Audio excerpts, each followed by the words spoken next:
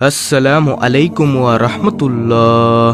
প্রিয় দর্শক, আজকের ভিডিওতে খুবই গুরুত্বপূর্ণ একটি বিষয় নিয়ে আলোচনা করব। সেটি হলো জীবনের কঠিন সময়ে মুমিনের 5টি আমল। আপনার কঠিন সময়ে এই 5টি আমল করুন, ইনশাআল্লাহ আল্লাহ রাব্বুল আলামিন আপনাকে সফলতা দান করবেন। এই 5টি আমল সম্পর্কে জানতে হলে আপনাদের কাছে আমার একটি অনুরোধ হলো, ভিডিওটি ধৈর্য সহকারে শেষ পর্যন্ত দেখুন। তাহলে আপনি এই 5টি আমল সম্পর্কে পরিপূর্ণভাবে জানতে পারবেন। তাহলে চলুন শুরু করা যাক। দর্শক, মহান আল্লাহ কখনো কখনো তার বান্দাদের বিপদ আপদের মাধ্যমে পরীক্ষা করেন। তখন যারা মহান আল্লাহর উপর পরিপূর্ণ আস্থা রেখে তার কাছে সাহায্য চায় এবং ধৈর্যের সঙ্গে বিপদ থেকে উত্তরণের চেষ্টা করে, তারা সে পরীক্ষায় উত্তীর্ণ হতে পারে। তাই নিম্নে বিপদের সময় মুমিনের 5টি করণীয় আমল তুলে ধরা হলো। নম্বর 1, অগাধ বিশ্বাস। মুমিন সর্বাবস্থায় আল্লাহর উপর আস্থা রাখে। আল্লাহর সব সিদ্ধান্তই মুমিন তার জন্য কল্যাণকর বলে বিবেচনা করে। তাই মুমিনের উচিত বিপদে বিচলিত না হয়ে মহান আল্লাহর উপর অগাধ বিশ্বাস রাখা। এতে মহান আল্লাহর রহমত পাওয়া যায়। পবিত্র কোরআনে ইরশাদ হয়েছে, যখন তারা বিপদে পতিত হয় তখন বলে, নিশ্চয়ই আমরা আল্লাহর জন্য এবং আমরা সবাই তারই সান্নিধ্যে ফিরে যাব। এরাই তারা যাদের প্রতি তাদের রবের পক্ষ থেকে বিশেষ অনুগ্রহ ও রহমত বর্ষিত হয়, আর তারাই সৎপথে পরিচালিত। সূরা বাকারাহ আয়াত নম্বর 156 থেকে 157। দর্শক, মুমিনের কঠিন সময়ের 5টি আমলের মধ্য থেকে দ্বিতীয় নম্বর আমলটি হল ধৈর্য ধারণ করা। বিপদে ধৈর্য না হারিয়ে আল্লাহর উপর পূর্ণ আস্থা রেখে ঠান্ডা মাথায় তা থেকে উত্তরণের পথ বের করতে হবে। পবিত্র কোরআনে মহান আল্লাহ তাআলা ধৈর্যশীলদের সফলকাম বলেছেন। ইরশাদ হয়েছে, আজ আমি তাদেরকে তাদের ধৈর্যের কারণে এমন প্রতিদান দিয়েছি যে তারাই সফল। সূরা মুমিনুন আয়াত নম্বর 111। নম্বর 3, তওবা ইস্তিগফার। অনেক সময় তওবা ইস্তিগফারের কারণে মহান আল্লাহ বিপদ তুলে নেন। পবিত্র কোরআনে ইরশাদ হয়েছে, আর আল্লাহ এমন নন যে আপনি তাদের মধ্যে থাকবেন অথচ তিনি তাদের স্বস্তি দিবেন, এবং আল্লাহ এমনও নন যে তারা ক্ষমা প্রার্থনা করবে অথচ তিনি তাদেরকে শাস্তি দেবেন। সূরা আনফাল আয়াত নম্বর 33। অর্থাৎ কোন জাতির মধ্যে তাদের নবী উপস্থিত থাকলে যেমন মহান আল্লাহ আযাব দেন না, তেমনি কোন জাতি যখন তওবায় লিপ্ত হয়ে যায় তখন মহান আল্লাহ তাদের শাস্তি দেন না। তারপরে মুমিনের কঠিন সময়ে 5টি আমলের মধ্যে 4র্থ নম্বর আমলটি হল তাকওয়া অবলম্বন করা। তাকওয়া মানুষকে যে কোনো পরিস্থিতি থেকে উত্তরণের পথ বের করে দেয়। পবিত্র কোরআনে মহান আল্লাহ বলেন, আর যে আল্লাহকে ভয় করে আল্লাহ তার জন্য নিষ্কৃতির পথ তৈরি করে দেন। সূরা তালাক আয়াত নম্বর 2। তারপরে 5ম নম্বর আমল, নিয়মিত দোয়া করা। যে কোনো বিপদে মহান আল্লাহর কাছে সাহায্য চাইতে হবে। তিনি তার বান্দার ডাকে সাড়া দেন। পবিত্র কোরআনে ইরশাদ হয়েছে, আর আমার বান্দাগণ যখন আমার সম্পর্কে আপনাকে জিজ্ঞাসা করে তখন বলে দিন যে নিশ্চয়ই আমি অতি কাছে। আহ্বানকারী যখন আমাকে আহ্বান করে আমি তার আহ্বানে সাড়া দিই। কাজেই তারাও আমার ডাকে সাড়া দিক এবং আমার প্রতি ঈমান আনুক, যাতে তারা সঠিক পথে চলতে পারে। সূরা বাকারাহ আয়াত নম্বর 186। মাঝে মধ্যে আমাদের জীবনে খুবই কঠিন সময় আসে। কিছু ক্ষেত্রে আল্লাহ তাআলা তার বান্দাদের কঠিন অবস্থায় ফেলেন যাতে সে ফিরে আসে।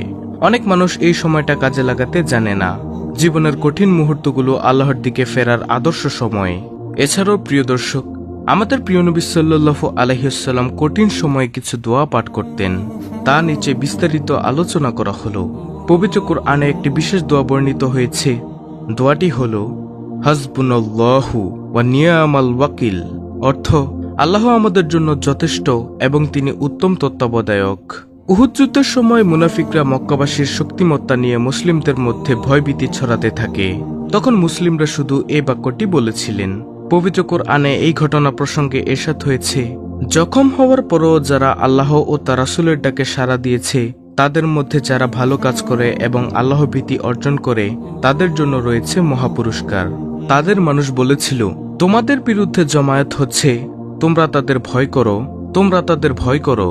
কিন্তু একথায় তাদের ঈমান সুদৃঢ় হয় এবং তারা বলেছিল, আল্লাহই আমাদের জন্য যথেষ্ট এবং তিনি উত্তম তত্ত্বাবধায়ক। সূরা আলে ইমরান আয়াত নম্বর 172 থেকে 173। হাদিসে এসেছে, ইব্রাহিম আলাইহিসসালাম ও মুহাম্মদ রাসূলুল্লাহ সাল্লাল্লাহু আলাইহি ওয়াসাল্লাম জীবনের কঠিন সময়ে এই দোয়া পড়েছিলেন। ইবনে আব্বাস রাদিয়াল্লাহু তাআলা আনহু বর্ণনা করেছেন, হাসবুনাল্লাহু ওয়া নি'মাল ওয়াকিল। এই দোয়াটি ইব্রাহিম আলাইহিসসালাম পড়েছিলেন যখন তাকে আগুনে নিক্ষেপ করা হয়েছিল। এই দোয়াটি আমাদের মুহাম্মদুর রাসূলুল্লাহ সাল্লাল্লাহু আলাইহি ওয়াসাল্লাম পড়েছিলেন যখন মদিনার মুনাফিকরা বলেছিল, তোমাদের বিরুদ্ধে মানুষ জমায়েত হচ্ছে, তাদের তোমরা ভয় করো। কিন্তু এ কথায় তাদের অর্থাৎ মুমিনদের ঈমান সুদৃঢ় হয় এবং তারা বলেছিল এই দোয়াটি অর্থাৎ আল্লাহ আমাদের জন্য যথেষ্ট এবং তিনি উত্তম তত্ত্বাবধায়ক। হাদিসটি রয়েছে সহিহ বুখারীতে হাদিস নম্বর 4563। অন্য হাদিসে রাসূল সাল্লাল্লাহু আলাইহি ওয়াসাল্লাম এই দোয়াটি পড়তে সবাইকে উৎসাহ দিয়েছেন। আবু সাঈদ খুদরি রাদিয়াল্লাহু তাআলা আনহু থেকে বর্ণিত, রাসূলুল্লাহ সাল্লাল্লাহু আলাইহি ওয়াসাল্লাম ইরশাদ করেছেন, আমি কিভাবে হাসি খুশি থাকব অথচ সিংহাওয়ালা সিংহা নিয়ে দাঁড়িয়ে রয়েছেন। তিনি মনোযোগ দিয়ে অনুমতি শোনার অপেক্ষায় আছেন। যখন তাকে ফুৎকার দেওয়ার নির্দেশ দেওয়া হবে তখন তিনি ফুৎকার দিবেন। সাহাবীদের জন্য রাসূল সাল্লাল্লাহু আলাইহি ওয়াসাল্লামের এই কথা খুবই ভারী মনে হলো। তখন রাসূল সাল্লাল্লাহু আলাইহি ওয়াসাল্লাম বললেন, তোমরা পড়ো হাসবুনাল্লাহু ওয়া নি'মাল ওয়াকিল আলাল্লাহি তাওয়াক্কালনা। এই হাদিসটি রয়েছে তিরমিজি শরীফে হাদিস নম্বর 3243। দর্শক, আরেকটি বিষয় আপনাদেরকে জানাই, সেটি হলো সুখ শান্তি পেতে মুমিনের করণীয়। সুখ শান্তি ও আনন্দময় জীবনের জন্য ইসলামী জীবন আদর্শ মেনে চলার বিকল্প নেই।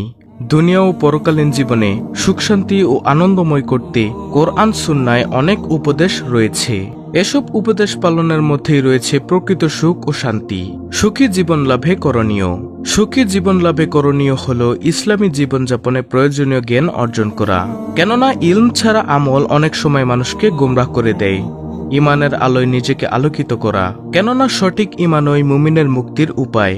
সব সময় তওবা ইস্তেগফারের মধ্যে সময় অতিবাহিত করা।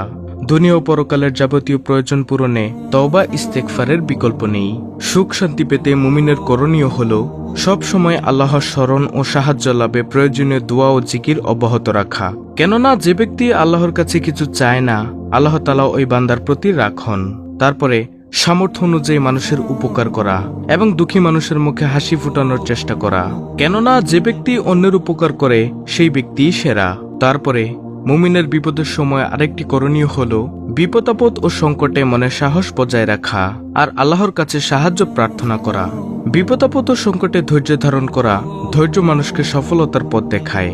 মনে রাখতে হবে কোনো কিছুই আল্লাহর সিদ্ধান্ত ব্যতীত সংগঠিত হয় না। তারপরে মুমিনের আরেকটি করণীয় হল দুনিয়ার সব পাপাচার থেকে নিজেকে দূরে রাখা। পাপাচার মানুষের সব ভালো কাজকে ধ্বংস করে দেয়। হিংসা বিদ্বেষ ও প্রতিশোধ নেওয়ার মনোভাব পরিহার করা। হিংসা বিদ্বেষ ও আক্রমণাত্মক সব ধরনের কাজ থেকে নিজের মনকে পরিচ্ছন্ন রাখা ইমানের একান্ত দাবি। তারপরে কঠিন সময়ে মুমিনের আরেকটি করণীয় হল হতাশামুক্ত জীবনযাপন করা। জীবন ক্ষণস্থায়ী, সুতরাং এই ক্ষণস্থায়ী জীবনে বেদনা, কষ্ট, হতাশায় না থেকে আনন্দঘন পরিবেশে নিজেকে নিয়োজিত রাখা আর জীবনকে আনন্দময় করতে সব বিষয়ে তার উপর আস্থা রাখা। তো প্রিয় দর্শক, আশা করি বুঝতে পেরেছেন মুমিনের কঠিন সময়ে কি কি আমল করণীয়। এই ছিল আমাদের আজকের ভিডিও, অত্যন্ত গুরুত্বপূর্ণ একটি ভিডিও। ভিডিওটি ভালো লাগলে অবশ্যই চ্যানেলটিকে সাবস্ক্রাইব করে বেল বাটন অল বাজিয়ে দিবেন। ভিডিওটিতে একটি লাইক দিবেন এবং কমেন্টে আমিন লিখবেন এবং অন্য মুসলিম ভাই বোনদের কাছে ভিডিওটি শেয়ার করে দিবেন যেন তারাও দেখে শিখে আমলটি করতে পারে। আল্লাহ রাব্বুল আলামিন আমাদের সকলকে দুনিয়া ও আখিরাতে নিরাপত্তা দান করুন। আমিন।